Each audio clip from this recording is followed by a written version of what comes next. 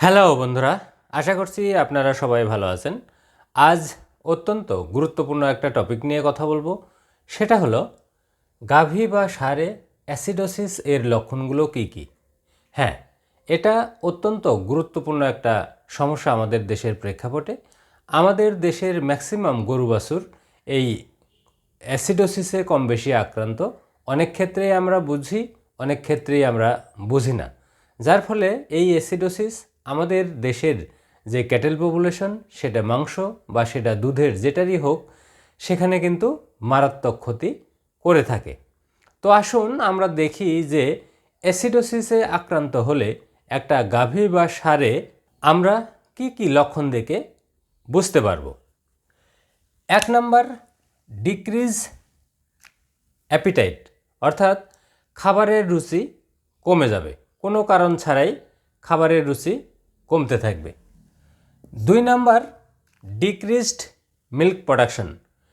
Acidosis হলে যেহেতু যে খাবারগুলো আমরা তাদেরকে খাওয়াই সেগুলো ভালোভাবে হজম হবে না, কাজেই মিল্ক প্রোডাকশন কমতে থাকবে।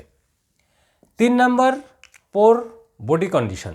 হ্যাঁ, আমাদের গরু বাছুরগুলোর যেরকম এক্সিস্টিং স্বাস্থ্য, সেটা আস্তে আস্তে খারাপ হতে থাকবে। 4 number, diarrhoea with foamy faeces and gas bubbles.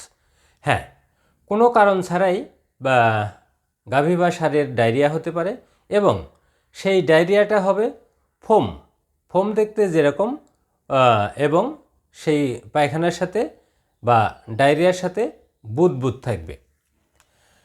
5 number, colic, অর্থাৎ অ্যাবডোমিনাল পেইন, পেটে ব্যথা হবে এবং মাঝে মাঝে হয়তো আপনি খেয়াল করলে দেখতে পাবেন যে গরু তার পা দিয়ে পেটে লাথি দেওয়ার চেষ্টা করছে, তাতে আমরা বুঝতে পারবো যে তার পেটে ব্যথা আছে।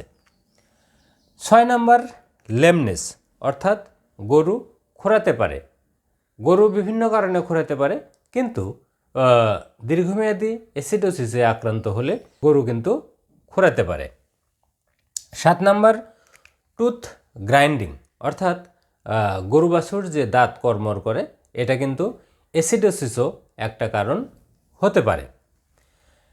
8 নাম্বার, ডিস্টেন্ডেড অ্যাবডোমেন। হ্যাঁ, এখানে একটু বলে রাখা ভালো, অ্যাসিডোসিস সাধারণত দুটো ফর্মে হয়। একটা হলো টিম্পেনি বা গ্যাট জমে, আরেকটা হলো ব্লট। ব্লট আবার ফ্রোদি ব্লট যদি হয়, সেক্ষেত্রে হয়তো অ্যাবডোমেন বা পেট অত ফোলা মনে নাও হতে পারে। 9 number, undigested feed particles in ফিসিস।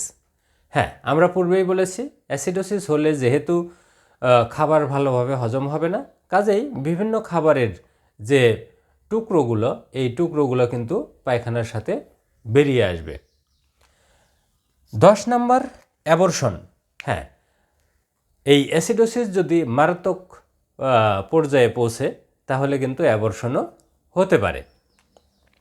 এখন আসি 11 নাম্বার, সাডেন ডেথ। হ্যাঁ, যদি সঠিক সময়ে অ্যাসিডোসিসের চিকিৎসা না পড়ে, তাহলে কিন্তু এই অ্যাসিডোসিসে আক্রান্ত একটা গরু হঠাৎ করে মারা যেতে পারে।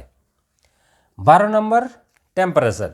হ্যাঁ, অ্যাসিডোসিসের শুরুতে টেম্পারেচার কিছুটা বেশি থাকতে পারে, মনে হবে যে গরুর শরীরে জ্বর আছে, কিন্তু পরবর্তীতে এই টেম্পারেচারটা আস্তে আস্তে স্বাভাবিক হয়ে যাবে বা বেশি খারাপ অবস্থা হলে সেটা সাবনর্মালে চলে যাবে। তো বন্ধুরা, আমাদের দেশের প্রেক্ষাপটে আমাদের দেশের ম্যাক্সিমাম ক্যাটেল পপুলেশন এই কম বেশি অ্যাসিডোসিসে আক্রান্ত থাকে, কাজেই আমাদের ক্যাটেল পপুলেশন থেকে অপটিমাম প্রোডাকশন পেতে হলে আমাদেরকে কিন্তু এই বিষয়টা অবশ্যই মাথায় রাখতে হবে এবং সেই অনুযায়ী ব্যবস্থা নিতে হবে। তো বন্ধুরা, আজ এ পর্যন্তই। আমার এই ভিডিওটি যদি আপনাদের ভালো লাগে, তাহলে অবশ্যই লাইক করবেন, কমেন্ট করবেন এবং শেয়ার করে অন্যদেরকেও এই তথ্যগুলো জানার সুযোগ করে দিবেন। আর আমার এই চ্যানেলটিকে সাবস্ক্রাইব করে পাশে থাকা বেল আইকনটিকে ক্লিক করে রাখবেন, যাতে পরবর্তীতে এ ধরনের ভিডিও আপলোড করার সাথে সাথে সহজেই আপনারা এর নোটিফিকেশন পেয়ে যেতে পারেন। আপনাদের সবাইকে ধন্যবাদ।